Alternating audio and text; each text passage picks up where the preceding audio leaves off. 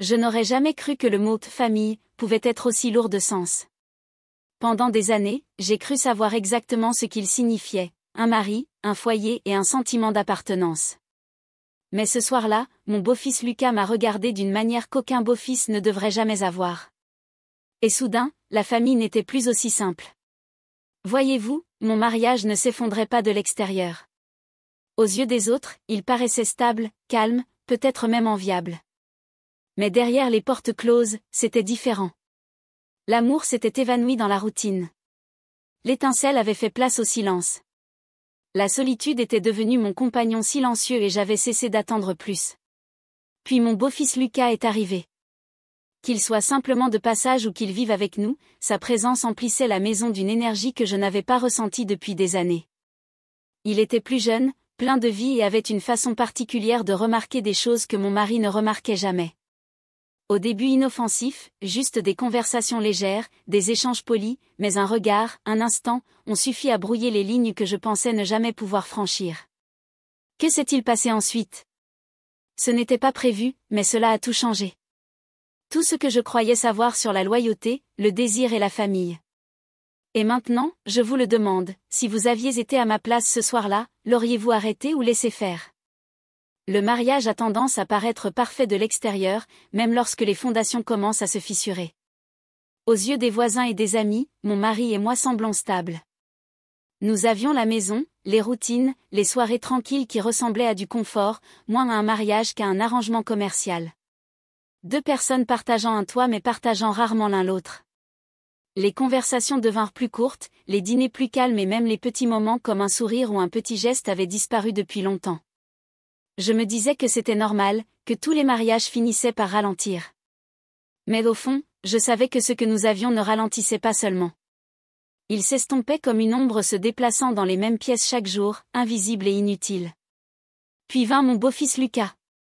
Ce n'était plus un enfant, mais un jeune homme plein d'énergie, de confiance en soi et de cette présence qui faisait de nouveau de moi une maison de poupée. Lorsqu'il était là, le silence se brisait.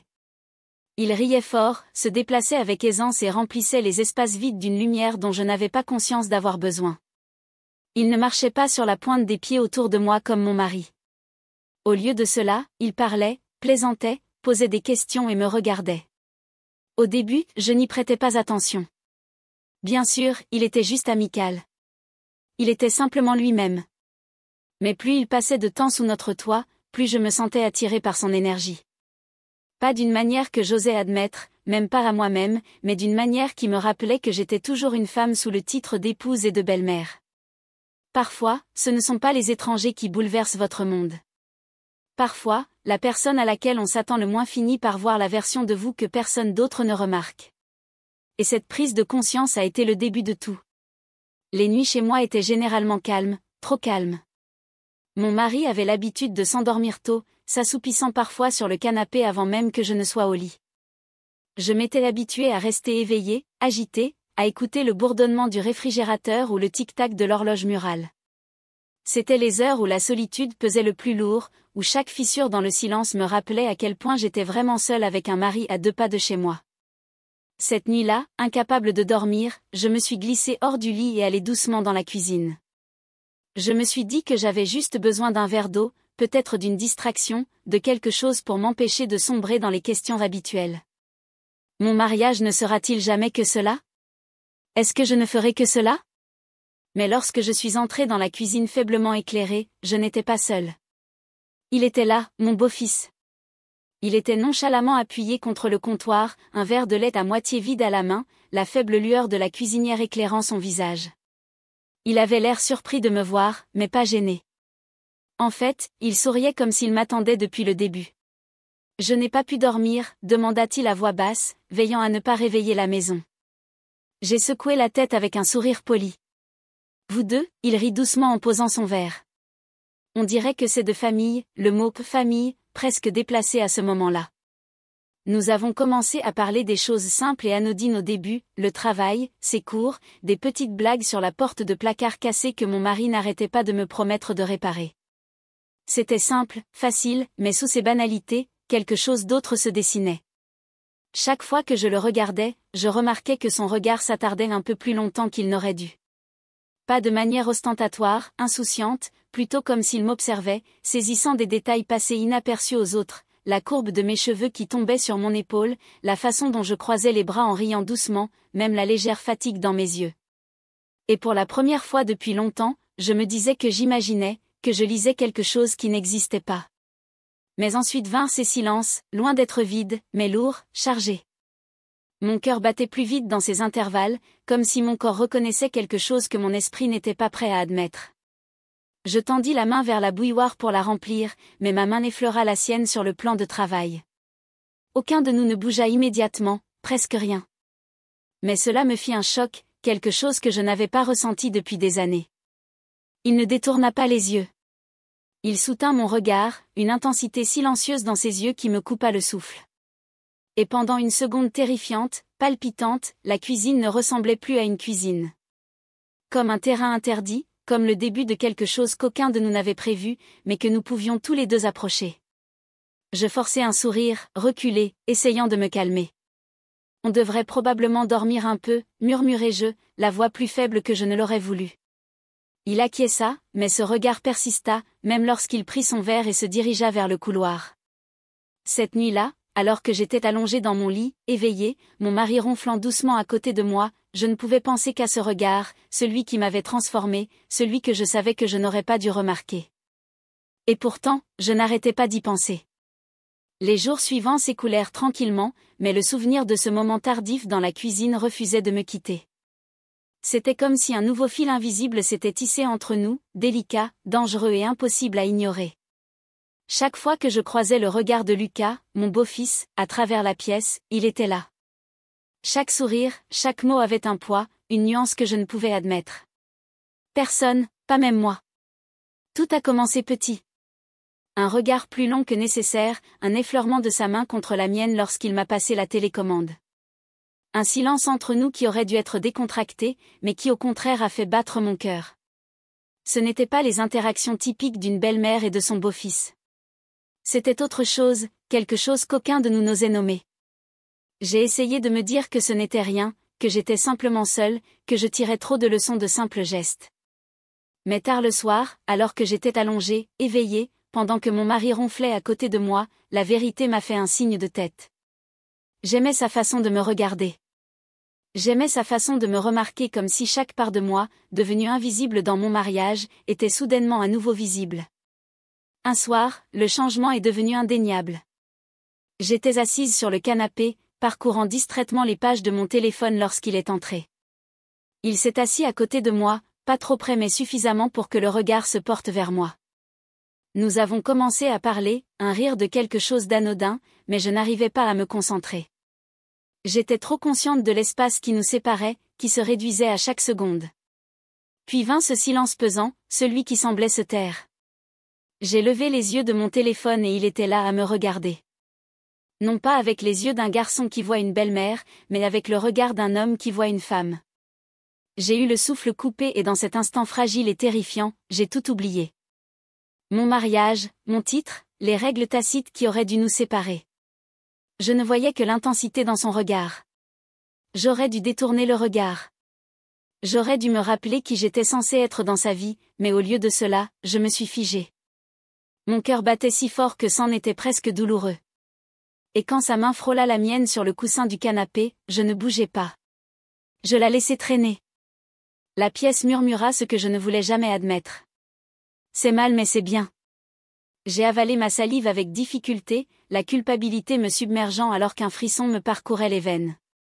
Ma loyauté luttait contre une faim que je pensais avoir enfouie depuis des années. Je m'étais promis de ne jamais trahir mon mari, ne jamais laisser la faiblesse m'envahir. Et pourtant, j'étais là, tremblante. Je pensais ne rien avoir. Une pensée m'a traversé l'esprit. À cet instant, je n'étais pas sa belle-mère, je n'étais juste une femme qui ne désirait rien. Cette prise de conscience m'a surprise et m'a laissée ébahie. J'ai retiré ma main, laissant échapper un rire nerveux pour apaiser la tension. Il se fait tard, ai-je murmuré en me levant vivement. On devrait dormir un peu.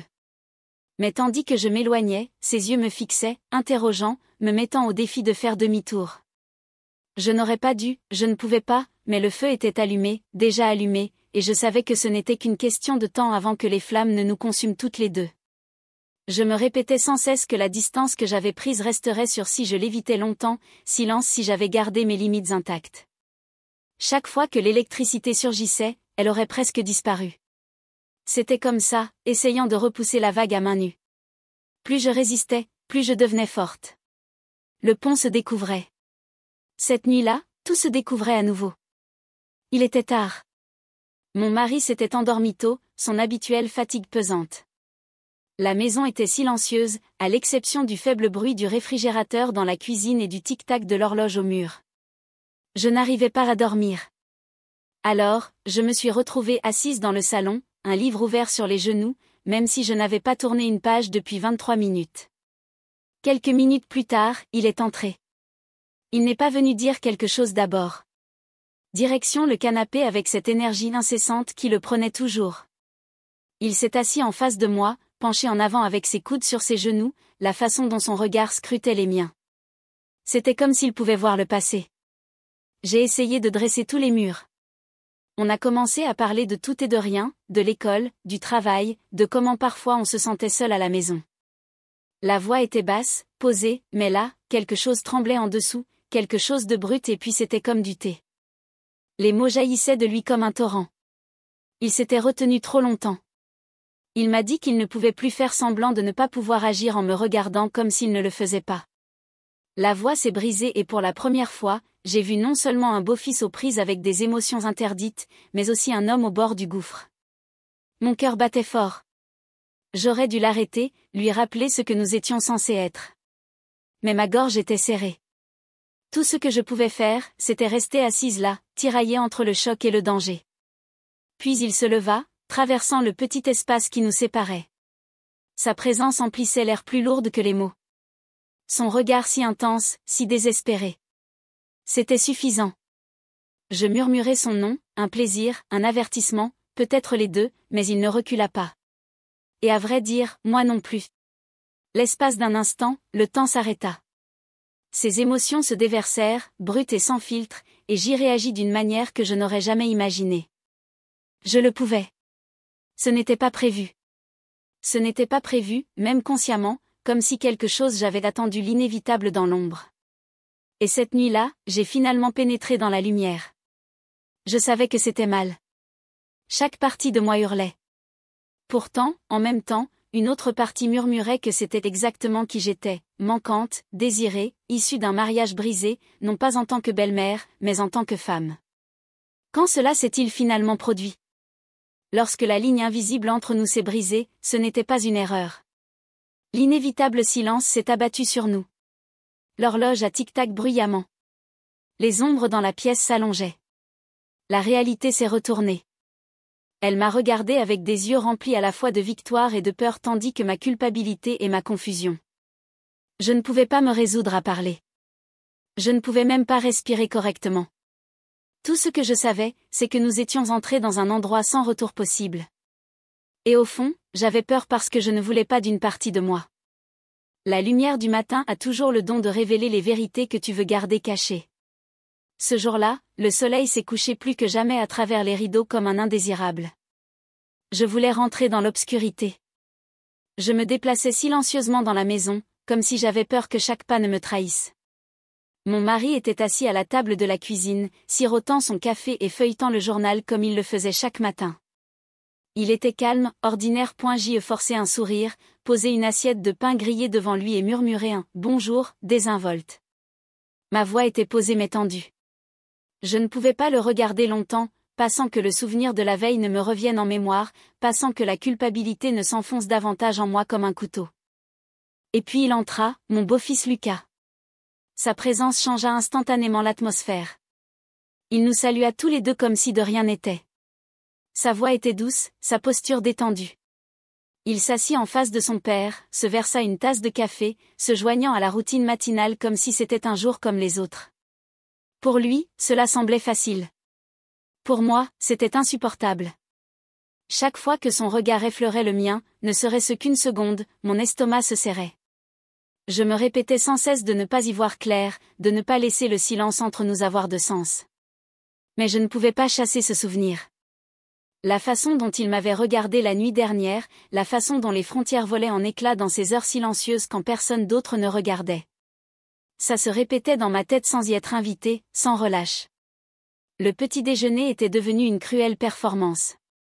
Mon mari me posait des questions sur les courses, les factures, des choses qui auraient dû, mais chaque mot semblait étouffé, distant. J'acquiesçais, répondais quand il le fallait, mais je n'étais pas vraiment là. J'étais partagée entre la vie qui m'attendait et le souvenir que j'aurais aimé effacer. Je vivais dans deux mondes à la fois. Dans l'un, j'étais l'épouse fidèle qui servait le petit déjeuner, assise à côté de mon mari, faisant comme si tout allait bien. Dans l'autre, j'étais tentée, prisonnière d'un tourbillon de regards volés, de murmures et du poids de ce que j'avais laissé se produire. Le contraste était étouffant. À un moment donné, j'ai laissé tomber ma cuillère et le bruit a résonné plus fort qu'il n'aurait dû.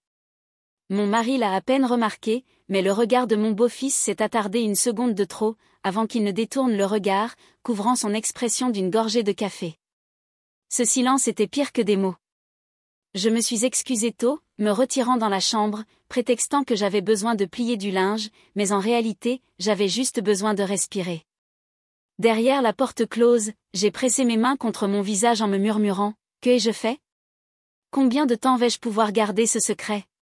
Parce que la vérité était évidente.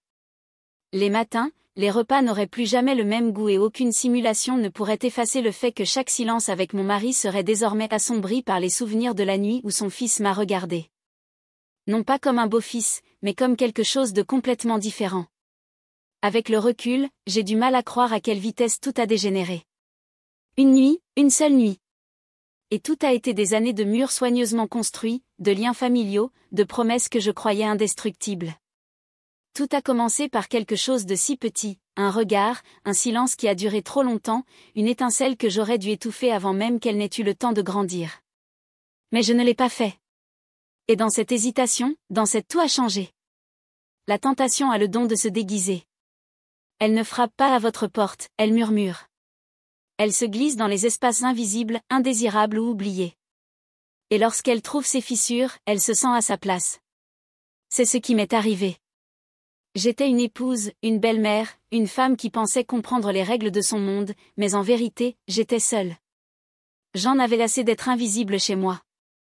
Mon mariage était devenu prévisible, sûr, mais la sécurité ne vous empêche pas toujours de parfois le silence.